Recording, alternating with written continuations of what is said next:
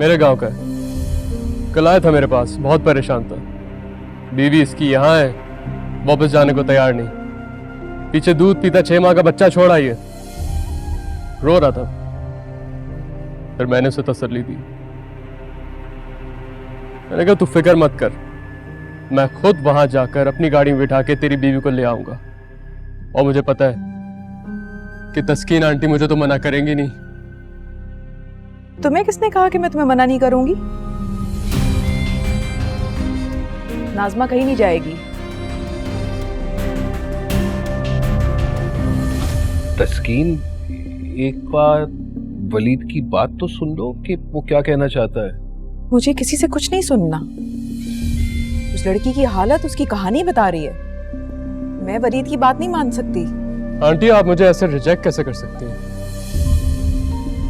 मैं आपका बेटा नहीं हूं। ऑफ कोर्स तुम हो, that's why you very dear to me. लेकिन ये मामला अलग है। इनफैक्ट अगर तुम मेरे बेटे हो तो तुम्हें तो खुद रियलाइज करना चाहिए कि इसका वहां जाना बिल्कुल ठीक नहीं है, गलत होगा इसके लिए। असल में बात यह है कि ये सेल फोन्स, ये मीडिया, ये ड्रामे देख देख कर इनका दिमाग खराब हो चुका है। एजुकेशन बिल्कुल है नहीं, सिर्फ जहालत। और इस जहालत में इनको सिर्फ एक्शन लेना आता है।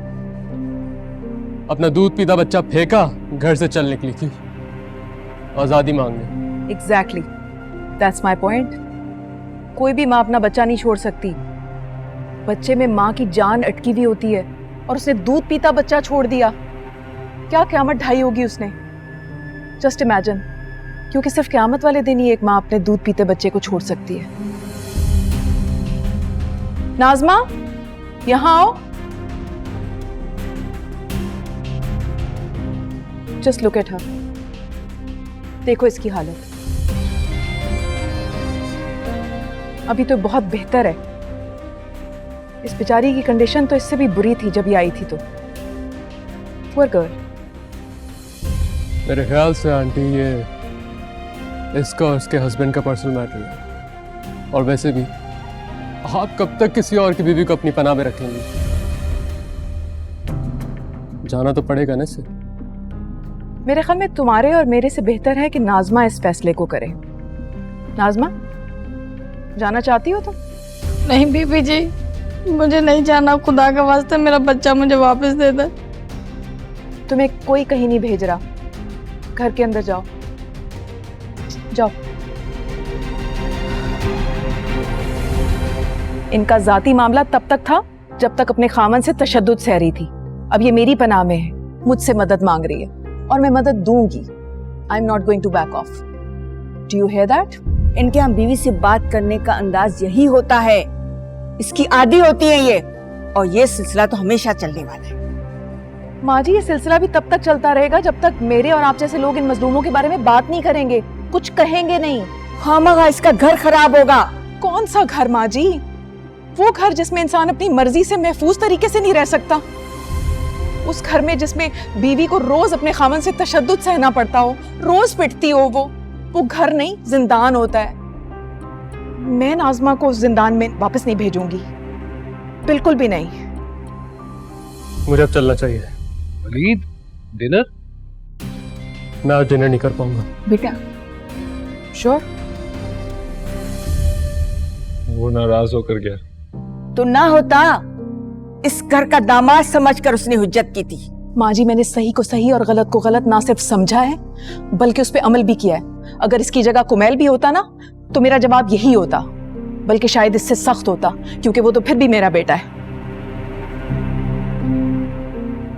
गजनफर, अगर कल को बख्तैन को इस बात का खुमियाजा भुगतना पड़ा ना तो तुम शिकायत करने की पोजीशन में नहीं होगे। अम्मी, अगर मैं तस्कीन की जगह होता ना और मैंने उस लड़की को उस हालत में देखा होता तो शायद मैं भी उसे वापस नहीं भेज पाता। तस्कीन की हर बात ठीक नहीं होती गजनफर। लेकिन उसकी हर बात गलत भी तो नहीं होती अम्मी।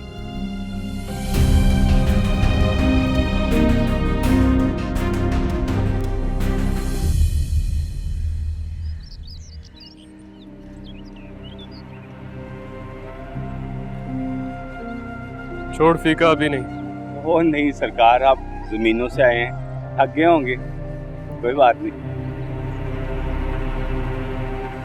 आ जाएगी तेरी बीवी कुछ अरसे में। अपने मालिकों के साथ शहर गई है। साईं गुस्ताखी माफ, वो मेरे चाचे का पुत्र है, वो काम करता है मलक गजनफर के बंगले पे। वो बता रहा था कि मेरी बीवी नाजमा उधर ही है। क्या मतलब है तेरा? हाँ, बोलना क्या चाहता है? तेरे चाचा का बेटा सच्चा हूं मैं? नहीं नहीं नहीं सरकार, मेरा ये मतलब हरगिज नहीं था। मेरे माँ बाप आप पे कुर्बान, उसे कोई गलत फहमी हुई होगी, माफ कर दें सरकार। दफा हो जा, दफा हो जा, निकल।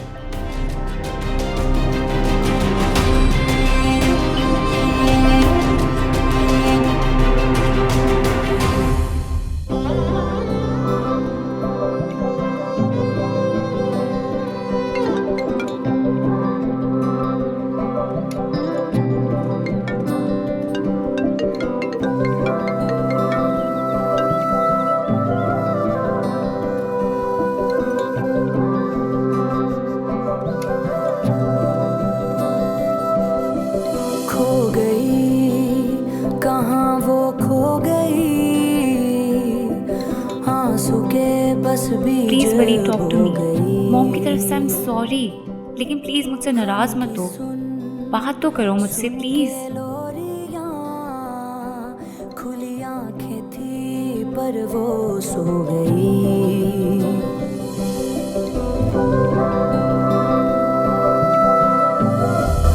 कुबैल नजर नहीं आ रहा।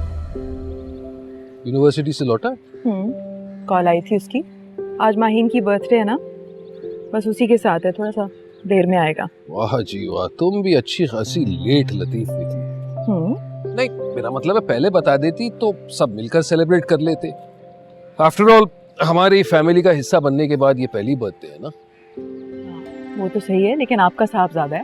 अपनी फियांसे के साथ वो सेलिब्रेट करना चाह रहा है खुद ही से, तो आप कॉल कर लेना। वैसे अजीब बात है, उसकी जज्बाती तबीयत को देखकर ऐसे तो नहीं लगता कि वो इस किस्म की सोच रखता हो। क्यों?